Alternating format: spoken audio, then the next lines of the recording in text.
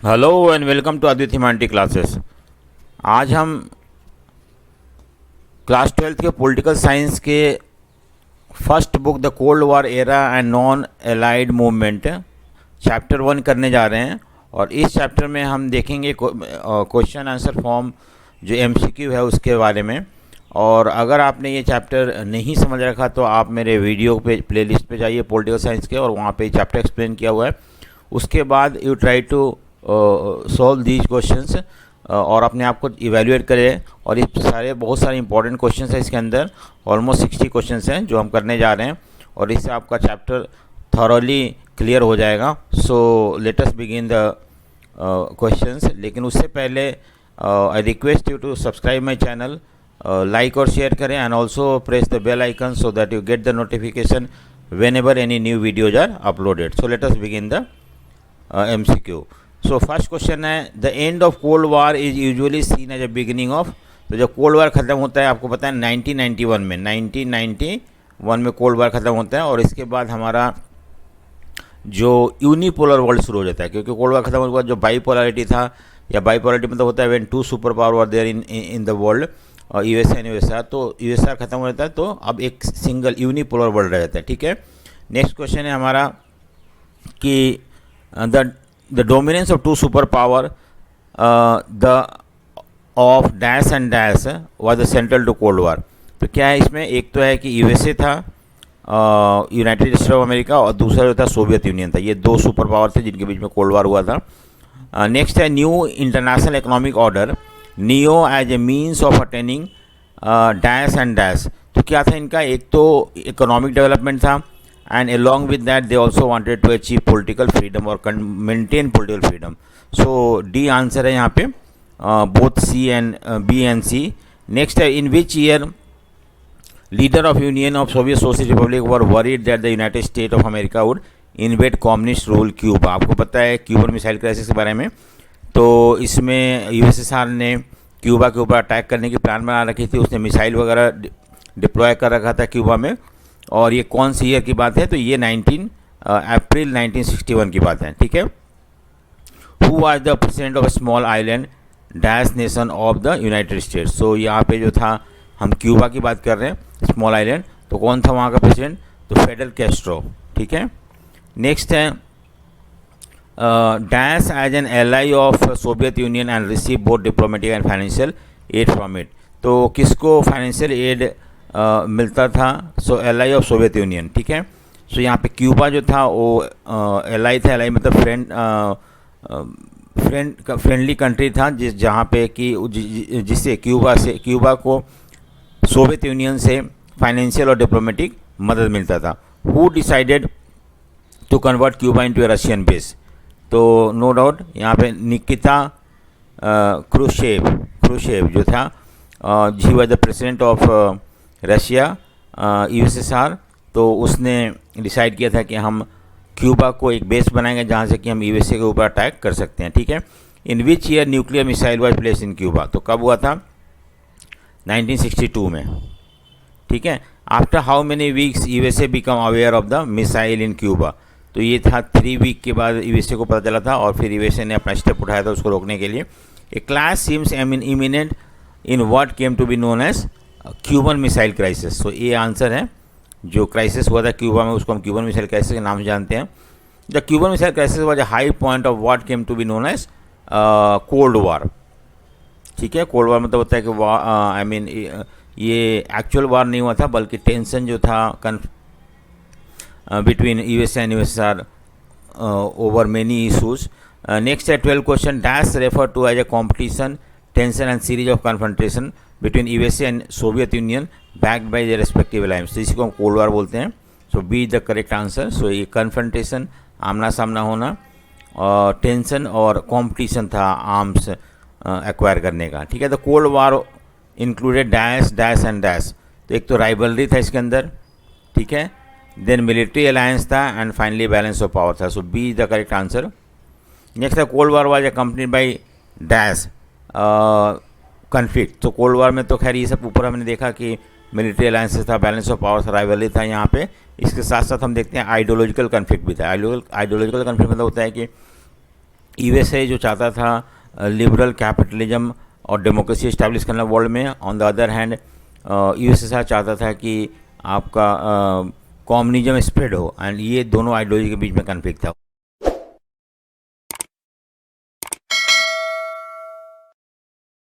Who was the leader of western alliances? No doubt western alliances USA था, और eastern alliances जो था उसका जो था यूएसएसआर था। तो western alliances represent the ideology of liberalism, democracy and capitalism.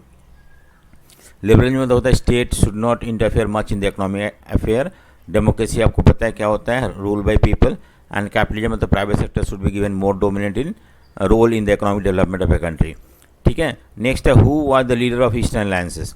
तो ईस्टर्न अलायंसेस का सोवियत यूनियन था, जैसे वेस्टर्न अलायंस का था यूएसए था। यहाँ पे the eastern alliances represented the ideology of क्या था, सोशलिज्म एंड कम्युनिज्म। सोशलिज्म में तो होता है everything should be under the control of society और गवर्नमेंट, और there should be ruled by communist party, और there is no private property as such, everything belong to state and state control everything, development activities. Allied forces led by dash, allied forces और axis power. Axis power में ये axis power है, ठीक है। और allied power जो था USA, Soviet union, Britain और फ्रांस, ये इसको हम बोलते हैं एलाइड फोर्सेस, ठीक है। तो इन दोनों के बीच में सेकेंड वर्ल्ड वॉर हुआ था और ये हार गए थे, ये जीत गया था।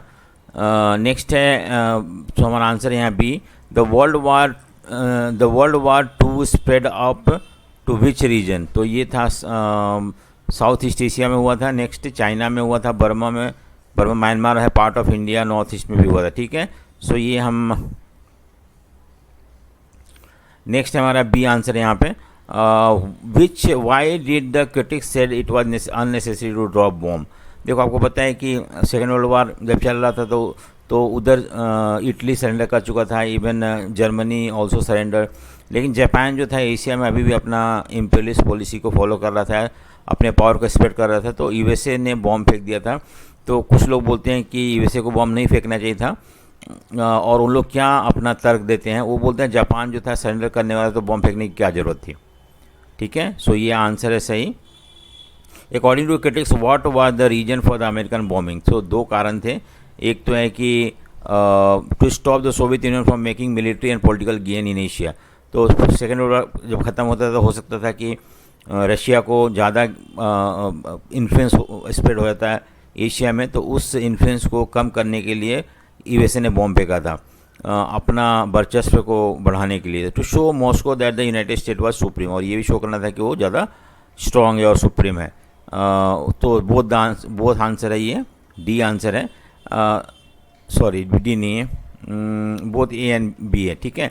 सो आंसर डी है। नेक्स्ट है हमारे according to US supporter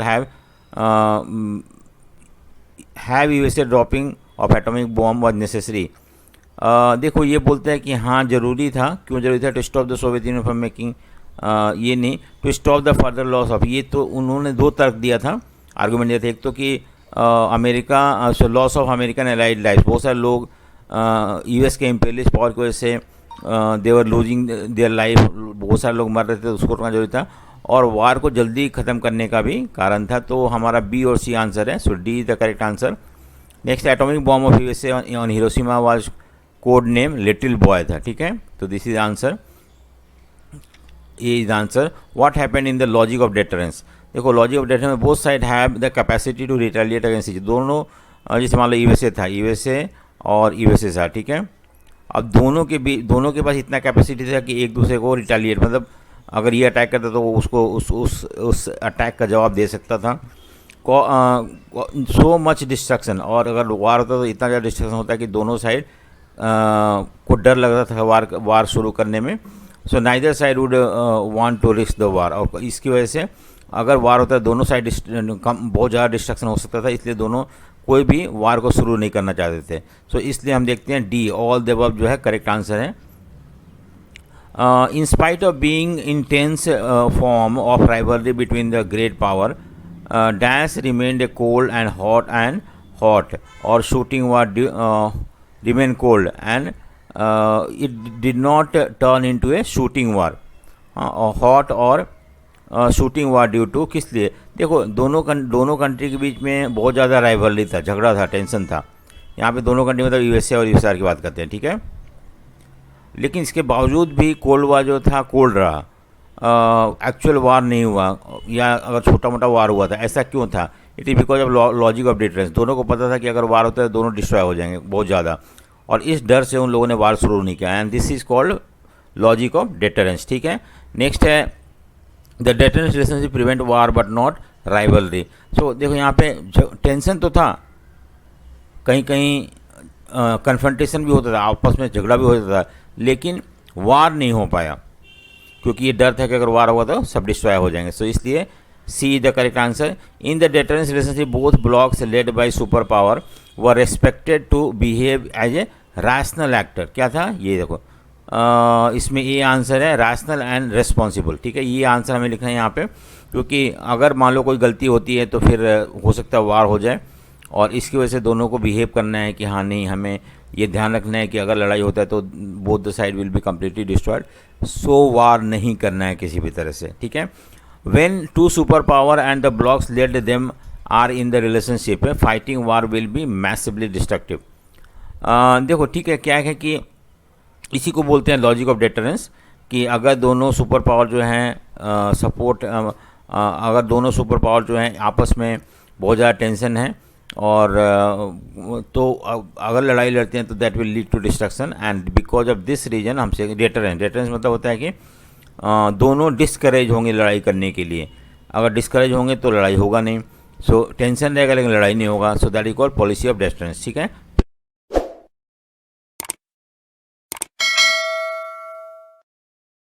principal of deterrence, cold war manage to ensure, क्या था एक तरह से ह्यूमन सर्वाइवल। अगर हो जाता तो शायद बहुत ज़्यादा डिस्ट्रक्शन हो सकता था, लेकिन नहीं हुआ, एक्चुअल वार नहीं हुआ कोल्ड वार में। The western alliances was formalize into an organization, जिसको हम बोलते हैं नाटो बोलते हैं, ठीक है। सो नाटो ये इज द करेक्ट आंसर। इसमें 12 मेंबर थे, और इनका जो ऑब्जेक्टिव था कि कम्युनिज्म को स्प्रेड करने से रोकना, या ये भी इनका ऑब्जेक्टिव था कि अगर मान लो नाटो कंट्रीज पे कोई भी कंट्री अटैक करता है तो ये माना जाएगा कि ये सारे कंट्री पे अटैक है, and everybody will come together and try to counter such attack. NATO is an association of कितने मेंबर थे? 12 मेंबर थे, ठीक है। तो ये बी आंसर है इसके अंदर। द ईस्टर्न अलायंसेस जो था उसको known as dash was led by Soviet Union, तो वार्सो पैक्ट बोलते हैं, जैसे उसको हम नाटो बोलते हैं। वेस्टर्न अलायंसेस का जो ग्रुप था इसको हम बोलते हैं वार्सो पैक्ट बोलते हैं, ठीक है। The eastern alliances was created in dash and its principal function was to counter dash forces in Europe. So ये जो था आपका 1955 में बना था ईस्टर्न अलायंसेस, और इसको वार्सो पैक्ट भी बोलते हैं हम, और इसका मेन ऑब्जेक्टिव था कि नाटो फोर्सेस को काउंटर करना। अगर नाटो फोर्सेस किसी भी तरह से इनको थ्रेटन करता है तो उसके सामना करना, इसके लिए बनाया गया था, मेन ऑब्जेक्टिव यही था। In the east and southern South Asia and West Asia the United State built an alliance system called dash and dash. तो कौन कौन से थे? तो सेंटो था और सियाटो था, ठीक है। ये दो ऑर्गेनाइजेशन बनाया था, South East Asian Treaty Organization, और सेंटो था सेंट्रल ट्रीटी ऑर्गेनाइजेशन। तो ये दो अलायंस सिस्टम डेवलप किया गया था, specially in east and south east Asia में, वेस्ट एशिया में, और यूएसए ने किया था इसको, ठीक है, याद रखना, लेड बाय यूएसए।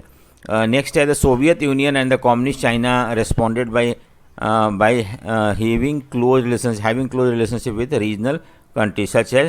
तो सोवियत यूनियन ने कौन से कंट्री के साथ, जैसे यहाँ पे इंडिया, चलो ठीक है, पाकिस्तान जो था वेस्टर्न ब्लॉक में था तो ये तो है ही नहीं, इराक, पाकिस्तान और यहाँ भी पाकिस्तान है तो ये इसमें नहीं आता है, कम्युनिस्ट सोवियत यूनियन में, कम्युनिस्ट चाइना में नहीं आता, ये इवन ये भी नहीं आता है क्योंकि पाकिस्तान इसमें। तो ये आंसर सही है, north Vietnam, north Korea and Iraq, ठीक है, जो कि कम्युनिस्ट के इन्फ्लुएंस में था और वो सोवियत ब्लॉक के साथ मिला हुआ था। Name the movement which give newly independent country a way of staying away from the alliance. यहाँ पे अलायंस में तो हम बोलते हैं USA, western alliance and eastern alliance. USSR और यूएसए, ठीक है। और इसमें जो था हमारा, इसको हम नाम बोलते हैं, not to join any of the two power block और remain and have our own independent foreign policy. This is the main objective of NAM. Which among the following statement about the Cold War is wrong? So it was a competition between USA, Soviet Union and their respective land. True है ये. It was a ideological war. ये भी सही है. Ideology मतलब बताया मैंने, capitalist socialism. It triggered off an arm race. ये भी सही है. ठीक है. USA and USSR were engaged in direct war. नहीं, direct war नहीं था उनका. तो इसलिए D is the wrong one. Which among the following statement does not reflect the objective of NAM? So NAM का objective यही था, enabling newly decolonized countries to pursue independent foreign policy. ये था. Independent foreign policy मतलब होता है कि आपको जो अच्छा लगता है उस कंट्री के साथ रिलेशन रखो, किसी के दबाव में आके ना रखो. Not join any of the two military block. यहाँ मिलिट्री ब्लॉक मतलब वेस्टर्न और ईस्टर्न अलायंसेस नहीं करना, ये भी सही है. Following the policy of neutrality on global issue. ये नहीं है, इनका न्यूट्रल नहीं थे इन लोग. Basically they use to interfere in each and every matter and try to keep their own stand on any issues independently without being influenced by either USA और USR. Focus on elimination of global economic inequality. तो ये सही था. तो यहाँ पे हमारा क्या है कि C is the correct answer according to question. Which of the following is not a member of NATO. NATO तो खैर यूएसए का था, तो इसमें डी आंसर है. ये तीनों थे मेंबर ऑफ नाटो, ठीक है. ये नहीं, none of this. So which of the following was not a member of SEATO. तो सियाटो जो था आपको बताया था, नाटो सेंटो सियाटो यूएसए ने बनाया था, तो USR was not the member. ऐसा कोई ऑर्गेनाइजेशन जो है जो कि यूएसए ने बनाया था उसमें यूएसआर का भी मेंबर नहीं बन सकता है, ठीक है. अब नेक्स्ट क्वेश्चन है हमारा, which of the following statement about the NIEO is false. NIEO मतलब new international economic order. Give the LCD में least develop countries over their natural resources. इनका ये मांग था कि जो अंडर डेवलप कंट्री है उनको अपने रिसोर्सेज को यूज़ करने का पूरा अधिकार मिलना चाहिए. Often access to western market. और ये भी था कि ये जो नए नए इंडिपेंडेंट कंट्री हुए हैं उनको अपना सामान वेस्टर्न मार्केट में फ्रीली जाके बेच सकें. और reduce the cost of technology from the western country. और वेस्टर्न कंट्री जो है जो भी नए नए टेक्नोलॉजी डेवलप कर रहे हैं वो इनको सस्ते में दें. और इस तरह से ये तीनों था. Provide develop country with greater, ये नहीं था, ठीक है. सो ये तीन आंसर है यहाँ पे. और फोर्स जो फॉल्स पूछा हुआ हमें, तो D is the false one. Then in 1945 allied forces including the USA dash USSR and dash. तो 45 में एलाइड फोर्सेस में, एलाइड फोर्सेस क्या था मैंने बताया था एलाइड फोर्सेस के बारे में कि इसमें यूएसए, ब्रिटेन, यूएसआर और फ्रांस, ये था. ये इज द करेक्ट आंसर. और एक्सिस पावर में जर्मनी, इटली और जापान था. The event that took place in 1961 जो था इसको हम बोलते हैं the construction of Berlin wall. Berlin wall बनाया गया था एंड फाइनली 1989 में इसको गिरा दिया गया था. और इस बर्लिन वॉल को गिरना मतलब होता है कि beginning of the end of cold war, ठीक है. नेक्स्ट है, अगर आपको समझ में नहीं आया तो मैंने वीडियो अपलोड कर रखा है पूरे चैप्टर का क्वेश्चन आंसर फॉर्म में. सो आप पहले उसको देखें and then come to these questions, ठीक है. ये कुछ पैसेज बेस्ड क्वेश्चन है जो हम सेकेंड पार्ट में करेंगे. सो अभी हम यहाँ तक करते हैं and then we will deal with the passage based question in second video, ठीक है. सो तब तक के लिए thank you for watching. And अगर आपने मेरे चैनल को सब्सक्राइब नहीं किया तो ज़रूर सब्सक्राइब करें, जिससे कि आपको नोटिफिकेशन मिलता रहे जब भी कोई नया वीडियो अपलोड हो रहा है. शेयर करें जिससे कि ज़्यादा बच्चों को फ़ायदा हो सके. And also comment if you have any doubt. So thank you for watching. Thank you.